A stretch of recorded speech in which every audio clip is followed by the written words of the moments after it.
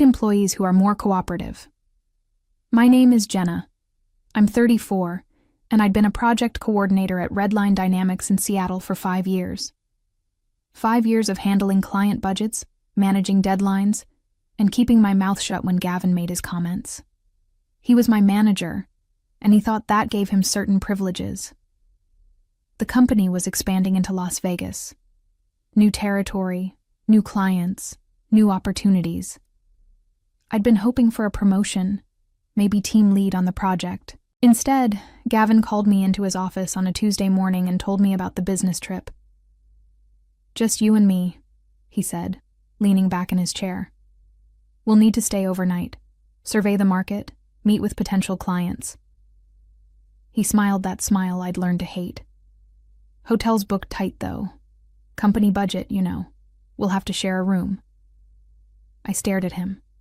5 years of his lingering glances, his comments about my clothes, his excuses to stand too close during meetings. I'd redirected every conversation, kept everything professional, told myself it wasn't worth making waves, but this was different. "That's not going to happen," I said. His smile faded. "Excuse me?" I said no. "I'm not sharing a hotel room with you." He sat forward, his voice dropping. "Jenna, I think you're misunderstanding the nature of this assignment. This is business, nothing more. Then we can get separate rooms. The budget doesn't allow for that. Then I'm not going." We stared at each other across his desk. I could see him processing this, calculating his next move. In 5 years, I'd never directly refused him anything. I'd deflected, sure, redirected, but never a flat no. "I see," he said finally. "Well, I suppose I'll have to reconsider your role on this project." I nodded and walked out. My hands were shaking, but I kept my face neutral. I went back to my desk and tried to focus on the quarterly reports. But I knew what was coming. The thing about men like Gavin is they don't handle rejection well.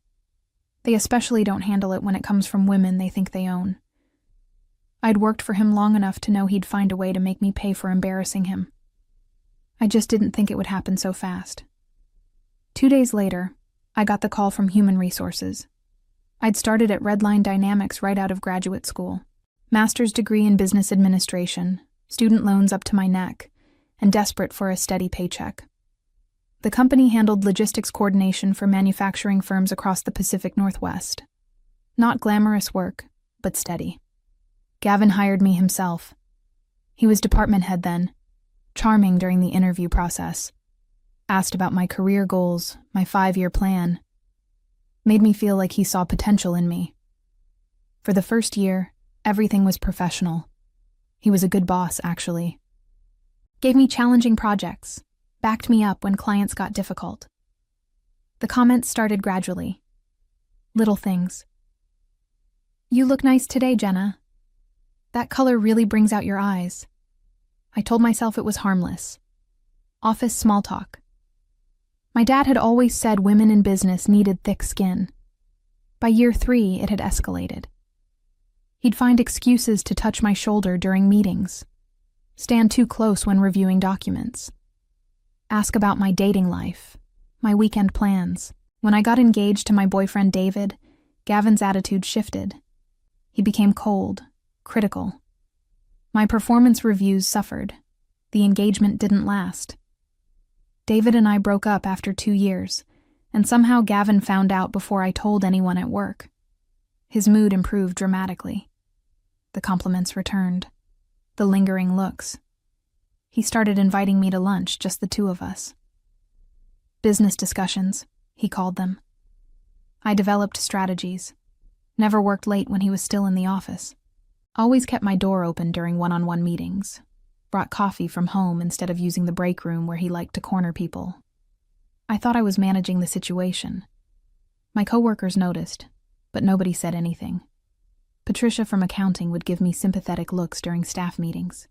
Jake from IT would position himself between Gavin and me at company events. But nobody talked about it openly. That's how these things work in small companies. Everyone knows, but nobody wants to be the one to speak up. I should have reported him years ago. I knew that. But I needed the job, and Gavin was well liked by upper management. He brought in clients, hit his targets, played golf with the company president.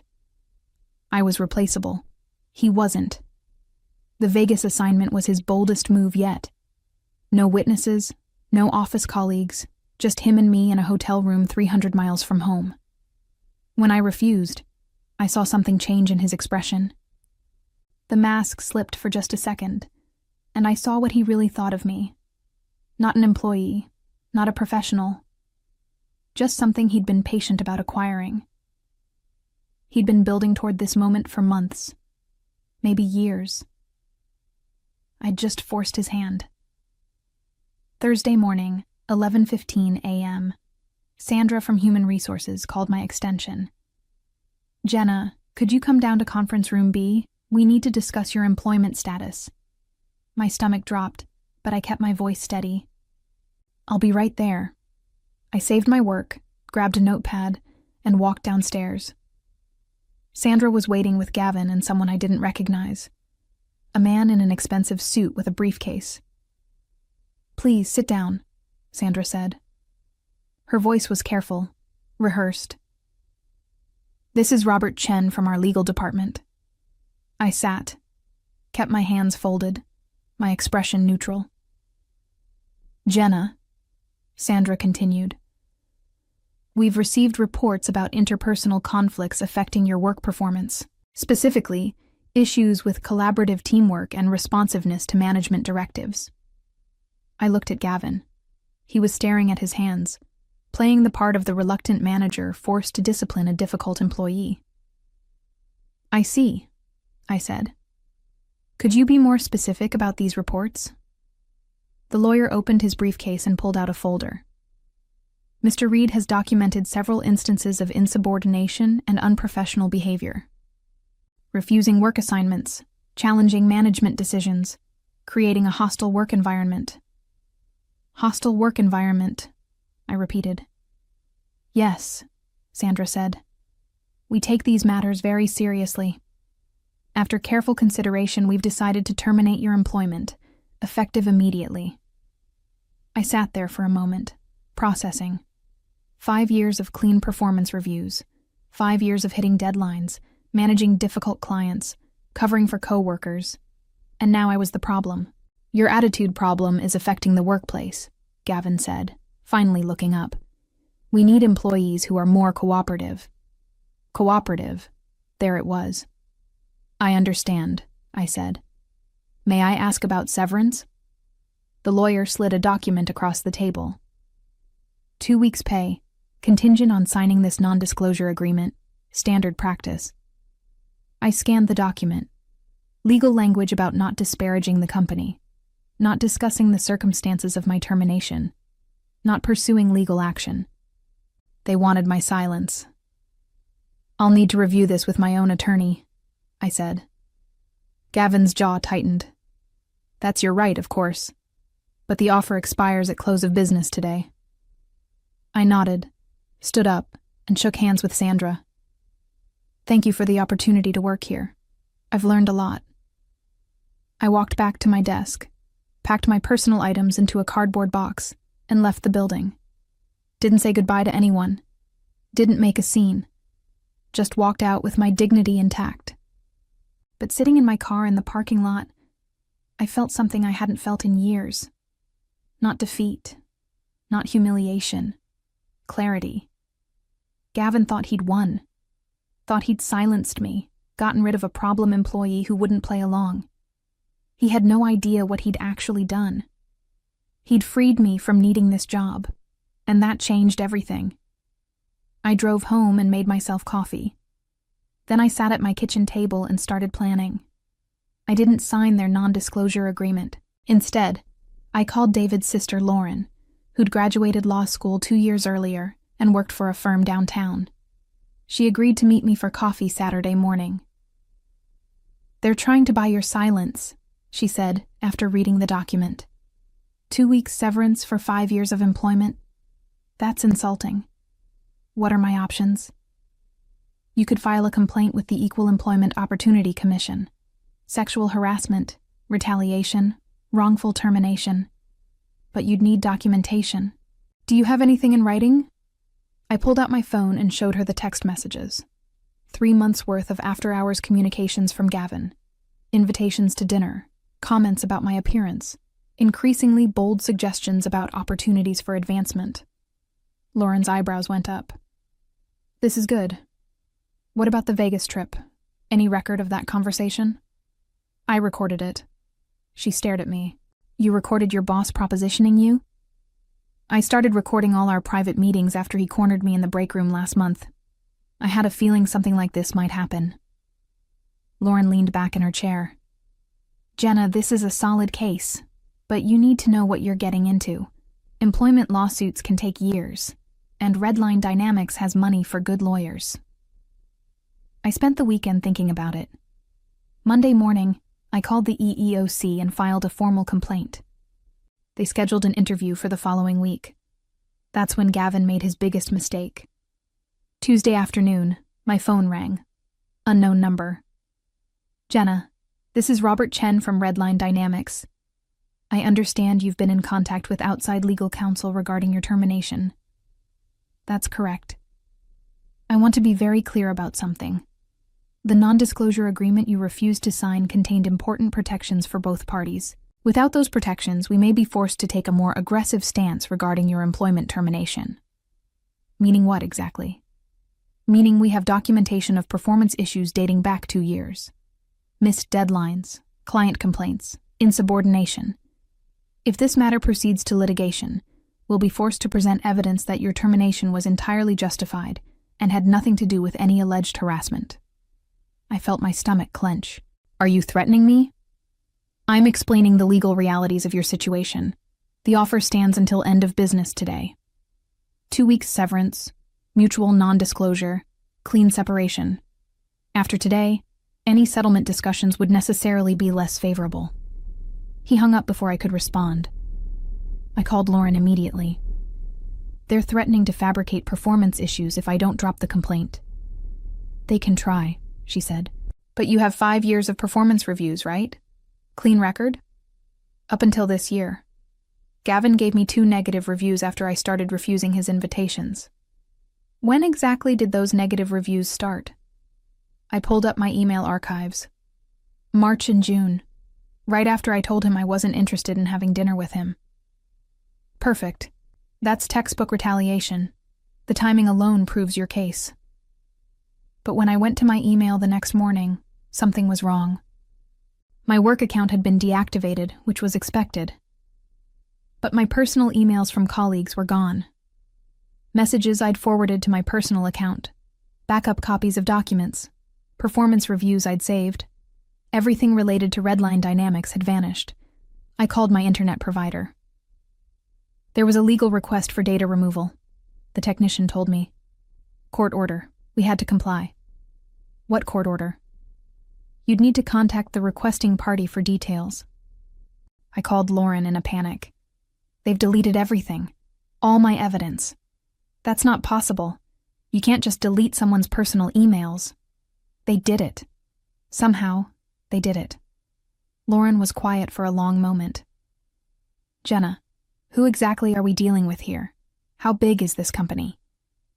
I looked up Redline Dynamics' corporate structure online. What I found made my blood run cold. Not just a logistics company. A subsidiary of a much larger defense contractor. Government connections. Military contracts. The kind of company that probably had lawyers who knew exactly how to make problems disappear. I spent 3 days in my apartment feeling defeated. Every avenue seemed blocked. My evidence was gone. My EEOC complaint looked weak without documentation, and Redline's lawyers had made it clear they'd fight dirty. But Wednesday evening, something unexpected happened.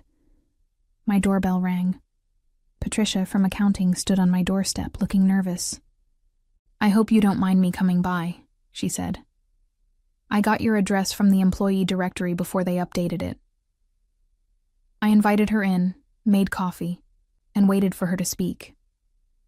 I heard what happened, she said finally. About the Vegas trip, about your termination. I wanted you to know you're not the first.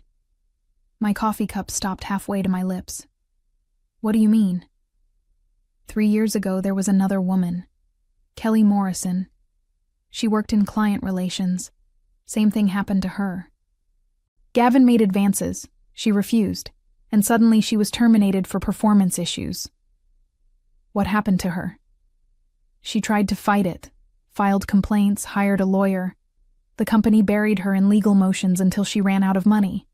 She eventually took a settlement just to make it stop. Patricia reached into her purse and pulled out a flash drive. But she kept copies of everything. Every email, every performance review, every interaction with Gavin. When she heard through mutual friends what happened to you, she wanted you to have this. I stared at the flash drive. Why didn't she use this during her own case? She tried. But her lawyer said it wasn't enough without other witnesses. One woman's word against a department head. But 2 women? That's a pattern. Patricia leaned forward. There's something else. I've been keeping records too. Every time I've seen Gavin behave inappropriately, every conversation I've overheard, I never knew what to do with the information, but I couldn't just ignore what was happening. She handed me a manila folder. 5 years of documentation, dates, times, witnesses. I knew someone would eventually have the courage to speak up. I opened the folder and found pages of handwritten notes. Detailed accounts of Gavin's behavior toward female employees. Times he'd made inappropriate comments during meetings. Instances where he'd retaliated against women who rebuffed his advances. Patricia, why are you doing this? She was quiet for a moment. Because I have a daughter. She's 22, just starting her career. I don't want her to go through what you and Kelly went through. What I went through when I was younger. Gavin harassed you too? Different time, different company, but the same story. I was young, needed the job, couldn't afford to fight back. I've regretted my silence every day for 20 years. That night, I called Kelly Morrison. Patricia had given me her number. I wondered if someone would reach out eventually, Kelly said. When I heard Gavin was still there, still in management, I knew it was only a matter of time before he tried this again. Will you help me? I've been waiting for someone to ask. My settlement included a non-disclosure clause, but it only applies to my own case. If you file a new complaint and I'm called as a witness, I can testify about patterns of behavior. What about retaliation? Kelly laughed, but there was no humor in it. They already destroyed my career once. What else can they do to me? The next morning, I called Lauren with the new evidence.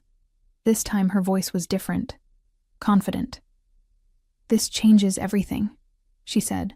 Multiple victims, documented patterns, retaliation. They can delete your emails, but they can't make witnesses disappear.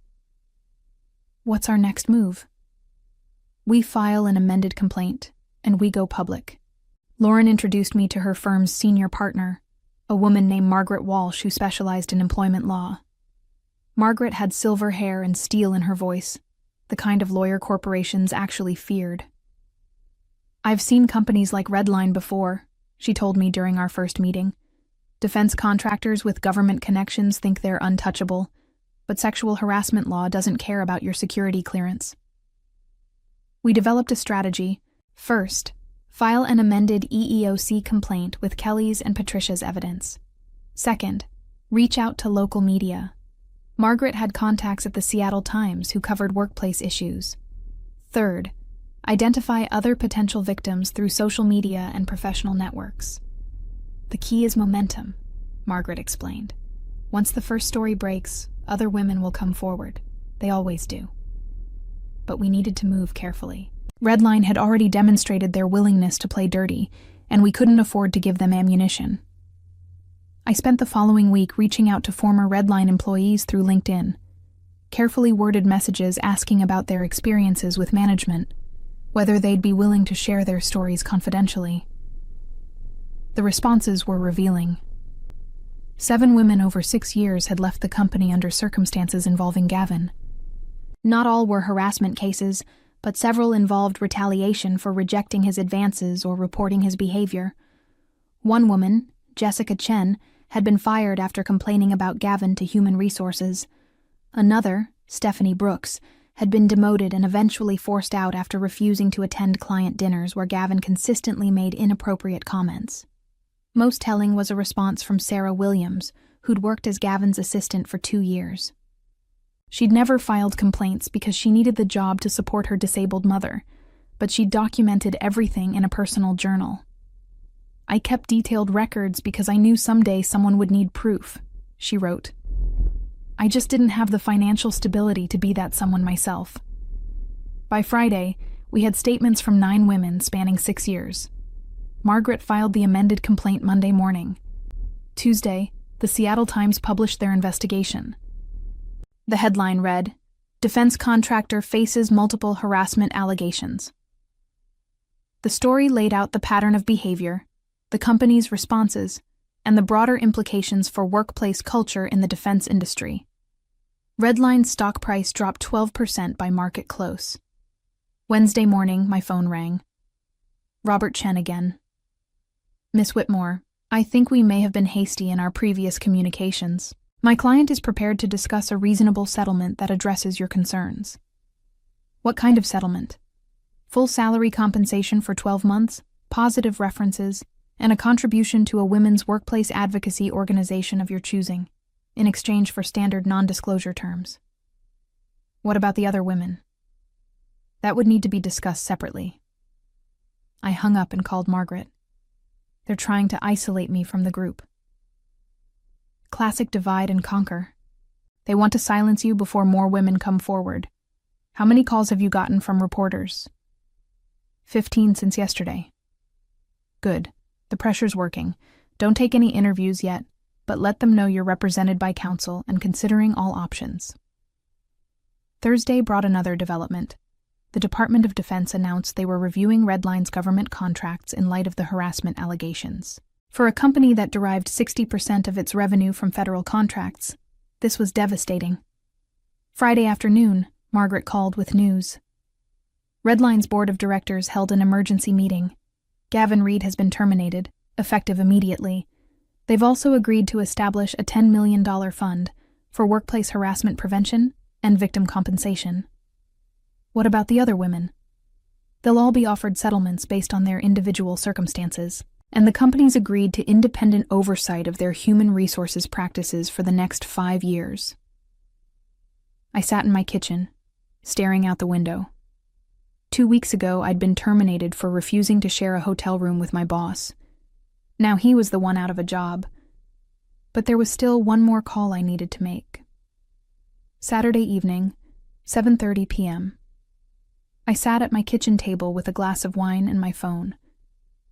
I'd been thinking about this call for weeks, not because I wanted revenge exactly, but because there was someone who deserved to know the truth.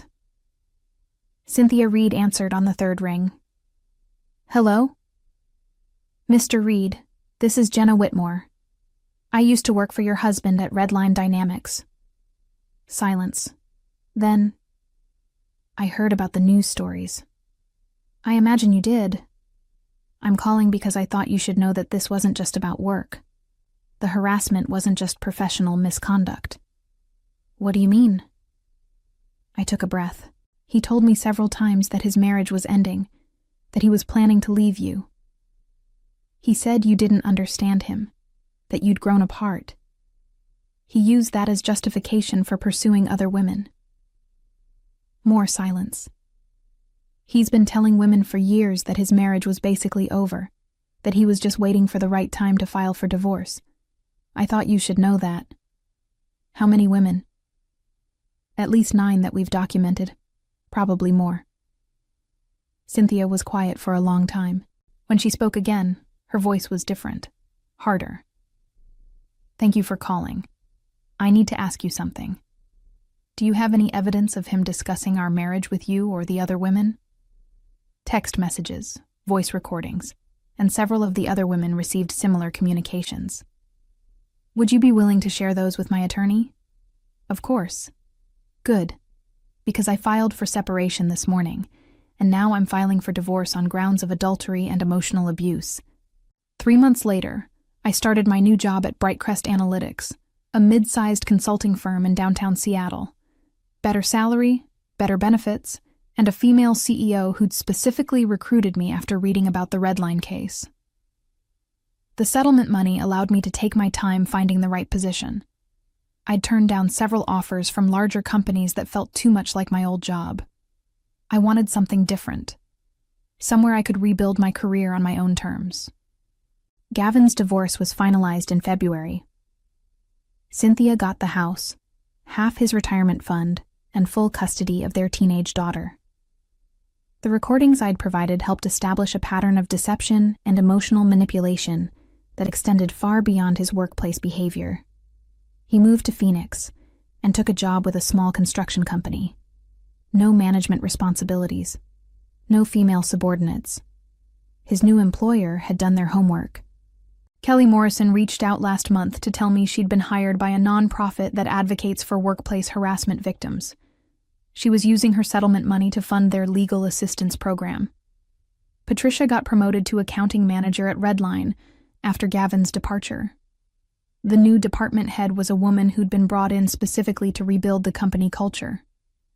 I kept the flash drive Patricia had given me. Sometimes I'd look at it and remember how alone I'd felt that Tuesday morning when Human Resources called me downstairs. I'd thought I was fighting by myself against an entire system designed to protect men like Gavin. But I wasn't alone. None of us were. The women who came before me had been documenting, recording, and waiting for someone to take the first step. When I finally spoke up, they were ready.